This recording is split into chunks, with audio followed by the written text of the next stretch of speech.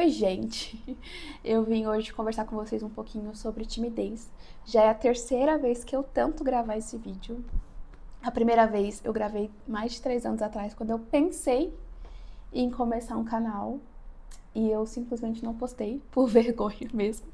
Então acho que tem um vlog aqui dessa época só. Eu não falo nada desse vlog, foi um vlog muito legal de um evento que teve, mas é isso, postei o vlog e nunca mais apareci. E a outra vez que eu gravei foi semana passada, mas eu não consegui finalizar ele. Por ser um tema muito sensível pra mim, muito pessoal, eu acabei me sentindo muito incomodada durante a gravação e parei no meio do caminho. Achei que seria, né, muito relevante mesmo vir aqui gravar e falar de novo sobre isso, porque é um tema que já me impediu de fazer muitas coisas na vida. Por exemplo, postar um vídeo, né, ou me conectar com outras pessoas, ou agarrar algumas oportunidades mesmo, porque por timidez, por vergonha muitas vezes. Então, eu acho que talvez seja relevante. Se você se identifica um pouquinho com isso, talvez esse vídeo seja pra você. Sabe quando você tá em um lugar e tem aquela pessoa que nunca vai passar despercebida, sabe? Aquela pessoa que todo mundo conhece, sabe pelo nome. Quando você entra numa nova sala de aula, é a pessoa que você aprende o nome primeiro, ou é a pessoa que os professores sabem o nome, ou quando você tá numa igreja nova, é aquela primeira pessoa que te cumprimenta, que te acolhe e tal. Geralmente, geralmente não, nunca essa pessoa seria eu. Eu geralmente entro muda e saio calada dos lugares, então realmente é uma dificuldade muito grande para mim de me abrir para me conectar com outras pessoas. E é engraçado porque eu gosto de ter relações com pessoas, mas eu não gosto de começar essas relações. Eu tenho muita dificuldade dessa troca com desconhecidos. Mas não tem como você passar a conhecer uma pessoa se você não se permite passar pelo processo de conhecê-la e principalmente de se deixar ser conhecida. Eu adoro conversar com as pessoas enquanto elas estão falando delas, sabe? Tipo, eu sou uma ótima ouvinte, então você pode me contar as coisas, vai estar tudo certo. Mas se começar a me fazer pergunta, eu começo a me sentir um pouco desconfortável, tento responder sem responder. E não dá, né? Você só consegue se conectar com outras pessoas uma vez que você consegue se deixar vulnerável. E o processo da vulnerabilidade é muito difícil por aqui, muito difícil. Mas seguimos tentando, né? Seguimos tentando. Bom, dito tudo isso, eu queria conversar um pouquinho sobre o que é vergonha pra mim, né? Como ela se manifesta na minha vida, no meu caso. Então, pra mim, a vergonha tá muito relacionada ao medo. Eu tenho muitos sintomas fisiológicos mesmo, por exemplo.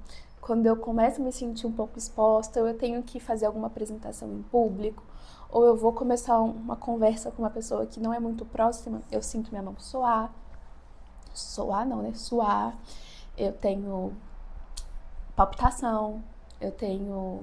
Às vezes eu tremo, aí eu começo a ficar segurando aqui a mão pra ver se ninguém percebe que eu tô tremendo, que eu tô nervosa. Dependendo da situação, se ela for muito desconfortável, eu tenho um famoso piriri, meu intestino se desregula todinho. Então, assim, ela tá muito relacionado com a fuga, né? Com a sensação de medo e fuga. Então, pra mim, a sensação de você está em perigo, pelo amor de Deus, saia daí. O meu corpo manda vários sinais e libera várias sensações ali, vários hormônios provavelmente, de modo que me faça tentar fugir da situação. Então, se é uma conversa, finalizar, se é uma apresentação, sei lá, se eu puder não fazê-la, não a farei. Se for um vídeo, eu adio, eu não posto, eu não gravo. Então, é realmente algo que já me privou de muitas coisas. E assim, sinceramente, eu cansei.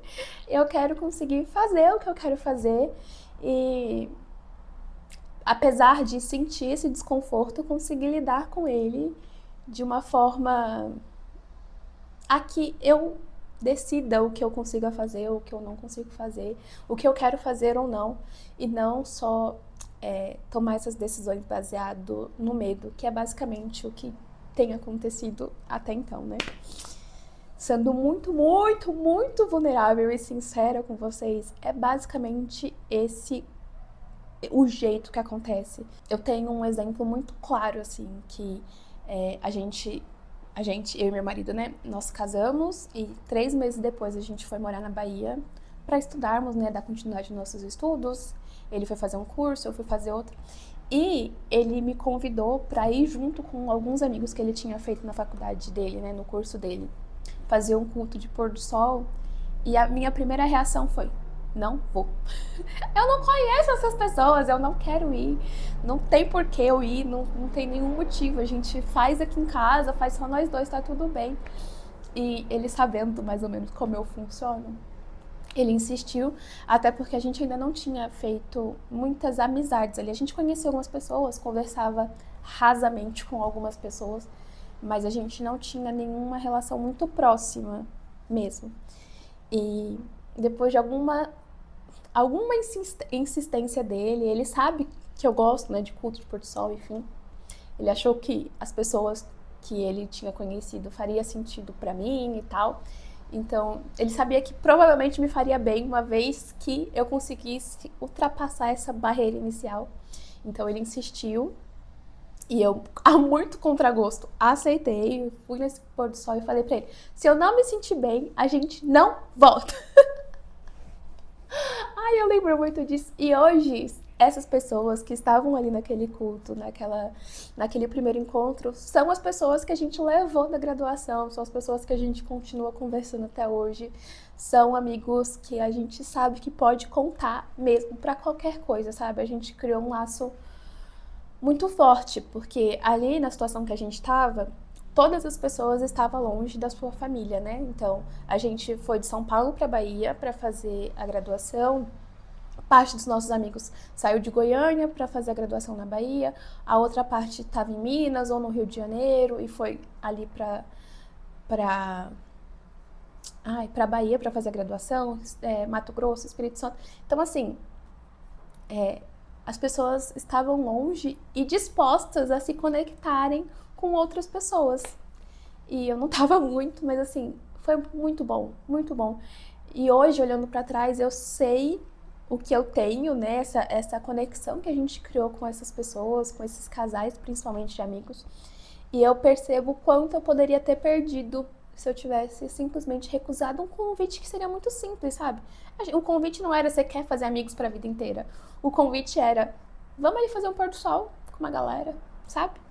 E eu simplesmente teria dito não, porque eu teria dito não, né? Eu disse não e bati o pé no não, e eu teria perdido conexões muito legais.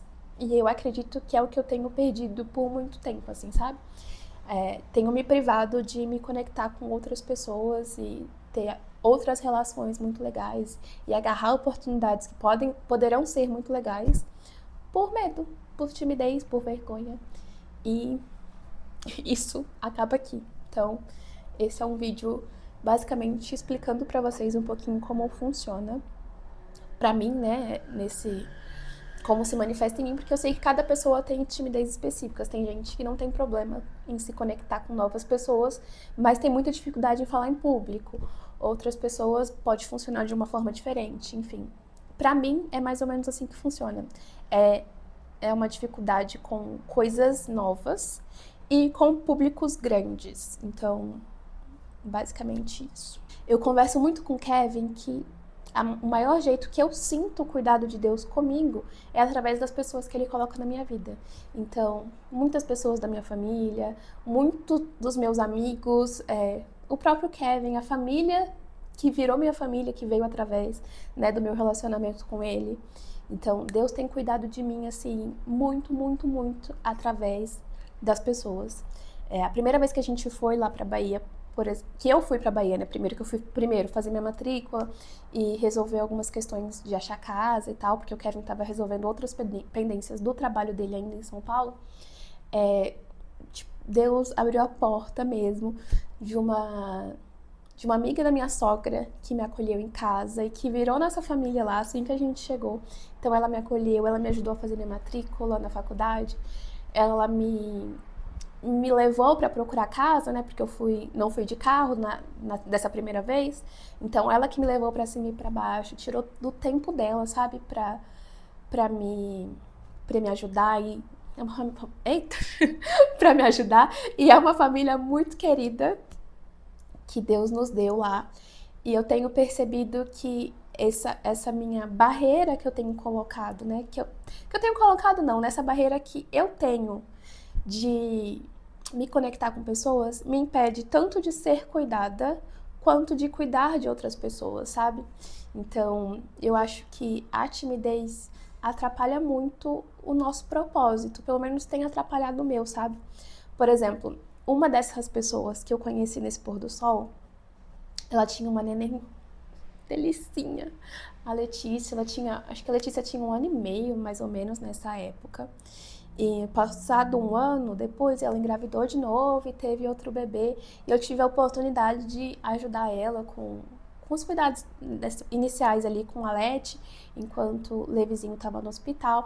E eu sei que se eu não tivesse conseguido passar por essa primeira barreira, eu não teria conseguido ajudá-la nesse processo, eu não teria sido ajudada em muitos outros processos, porque eu não teria me permitido me conectar com essas pessoas, sabe?